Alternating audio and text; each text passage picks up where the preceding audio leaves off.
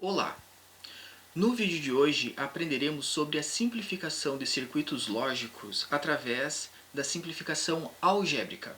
Para realizar a simplificação algébrica, precisamos conhecer postulados, propriedades matemáticas e teoremas. Deixa eu te perguntar, você conhece essas propriedades, postulados e teoremas necessários para realizar a simplificação algébrica?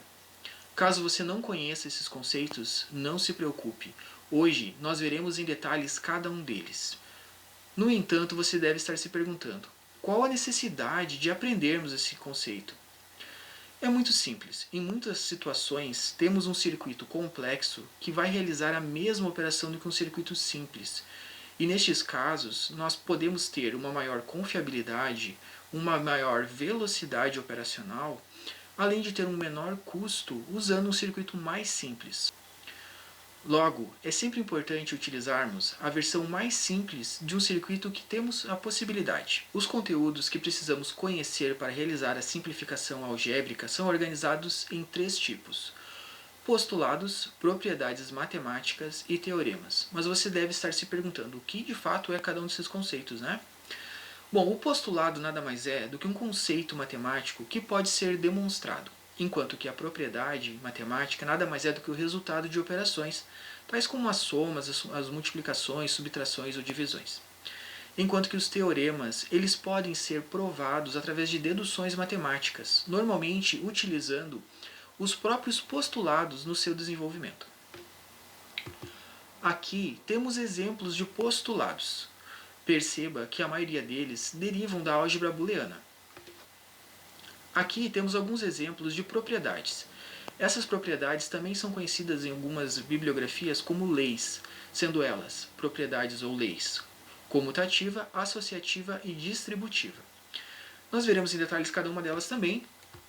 E os teoremas mais empregados na simplificação algébrica consistem no teorema de De Morgan e no teorema da absorção, os quais detalharemos a seguir. Primeiramente, vamos ter uma visão geral desses conceitos. Ao todo, temos 17 regras considerando postulados, propriedades e teoremas. Essas 17 regras podem ser consideradas como 8 postulados, 6 propriedades e 5 teoremas.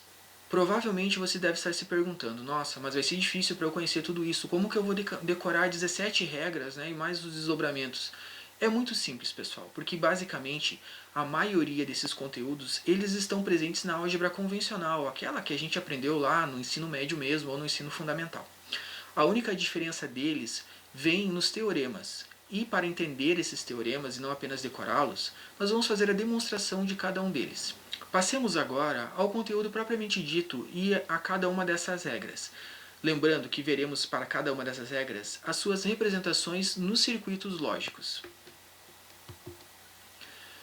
Cada uma dessas regras será numerada para facilitar no momento que formos fazer o desenvolvimento das simplificações algébricas. Esse então é o primeiro postulado, que diz que quando eu tenho uma variável x e uma operação end com zero, o resultado sempre vai ser zero. Basicamente, ela é uma regra que diz o seguinte: quando eu tenho uma operação end e algum dos valores consiste em zero, obviamente esse resultado é zero. Você pode comprovar essa regra fazendo a substituição do valor de x pelos valores binários 0 ou 1, e você verá que sempre teremos o valor zero como resultado. O segundo postulado diz que quando eu tenho uma variável x, uma operação end com 1, o resultado sempre vai ser igual a x, ou seja, se eu tenho meu x valendo 0, o resultado é 0, e se o meu x valer 1, o resultado vai ser 1. Temos também aqui a representação de circuito digital da representação deste postulado. O terceiro postulado diz que quando eu tenho uma variável x, uma operação end com uma outra variável x, ou seja, duas vezes a mesma variável, o resultado sempre vai ser x. Você pode testar esse postulado fazendo a substituição do valor de x por 0 e por 1, lembrando que 0 e 1 vêm dos valores binários. O quarto postulado diz que quando eu tenho uma variável x, uma operação end com o complemento de x, o valor sempre vai ser 0. É fácil de entender esse postulado, pois em algum desses momentos eu terei o valor 0 na operação end.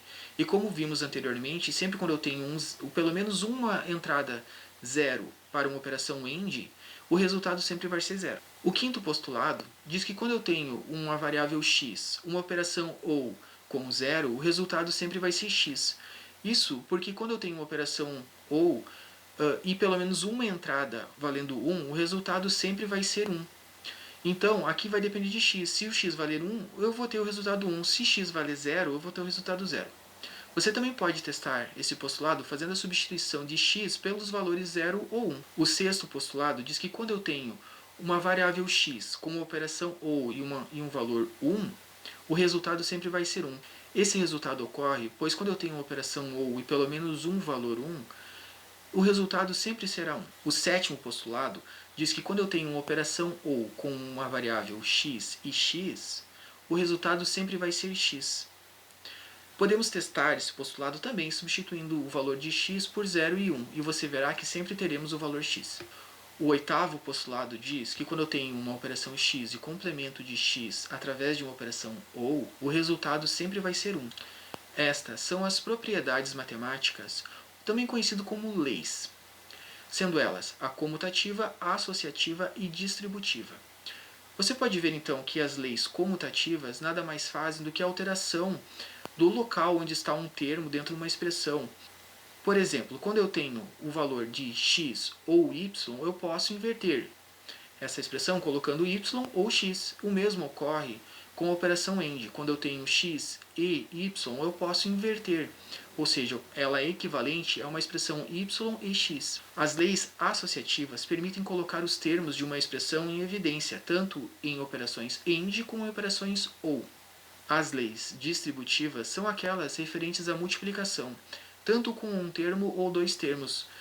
Elas se aplicam quando eu tenho pelo menos uma variável fora do parênteses e multiplico pelas que estão dentro do parênteses. Vejamos agora os teoremas, começando pelo teorema da absorção.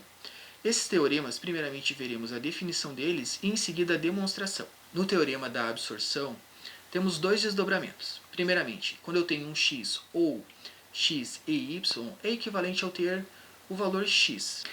Um desdobramento dele ocorre quando eu tenho a variável x ou o complemento de x e y é o equivalente a eu ter o x ou y. O outro desdobramento consiste em quando eu tenho o complemento de x ou x e y é equivalente ao ter o complemento de x ou y. Vejamos como entender a demonstração desse teorema. Basicamente, podemos fazer uma substituição dos valores em uma tabela verdade. Dessa forma, conseguimos demonstrar que existe uma equivalência à expressão antes e depois do teorema.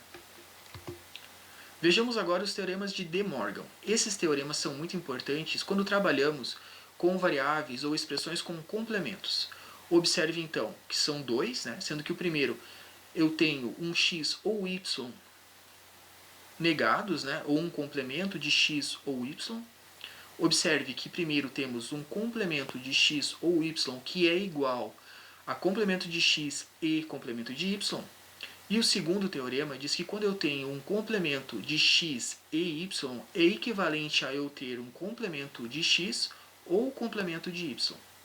Da mesma forma como nos teoremas da absorção, é possível fazermos uma demonstração destes teoremas de De Morgan simplesmente usando tabelas verdades e verificando então a equivalência entre cada uma das operações. Concluindo este vídeo, vimos que é necessário conhecermos diferentes tipos de propriedades postulados e também de teoremas para realizar as simplificações algébricas. Vimos em detalhes cada uma delas e também entendemos que a maior parte delas é herdada da álgebra convencional, sendo apenas os teoremas um conteúdo novo que precisamos entender. Vimos ainda que não é necessário decorarmos esses teoremas, pois, simplesmente fazendo uma demonstração usando tabela verdade, podemos entender o seu funcionamento. Eu espero que você tenha gostado desse vídeo. Caso tenha ficado alguma dúvida, por favor, pode mandar uma mensagem. Eu vou deixar o meu contato aqui na descrição. Se você conhece outras pessoas que também têm interesse nesse conteúdo, pode compartilhar esse vídeo com elas. E não se esqueça de curtir o vídeo também, pois assim mais pessoas ficam sabendo desse conteúdo e todos nós aprendemos juntos. Nos vemos no próximo vídeo.